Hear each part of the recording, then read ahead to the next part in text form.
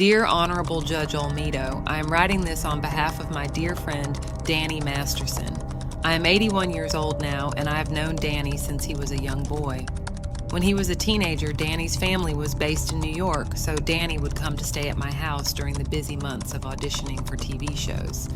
He was about 14 or 15 years old at the time. I had teenagers myself, and they were all good friends. I found Danny to be very friendly, kind, generous, and always willing to help when he stayed with us. He wanted to make sure he was doing his part. He was never a troublemaker, as some teenagers can be. He was a peacemaker.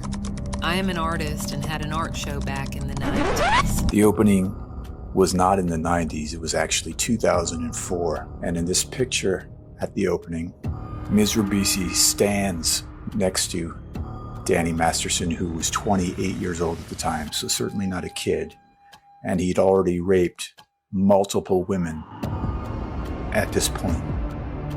And it's likely Ms. Ribisi knew about it since her son was such great friends with him, and the Jane Does had reported it within Scientology.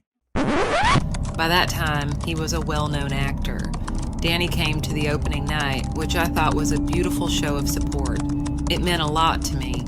Even though I am an old lady now, whenever I would see Danny, he would always greet me with a big hug just to show he still cares. I think that shows a lot about his character.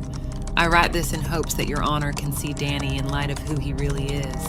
A kind, caring, generous, and overall wonderful human being. With respect, Gay Ribisi. An overall wonderful human being.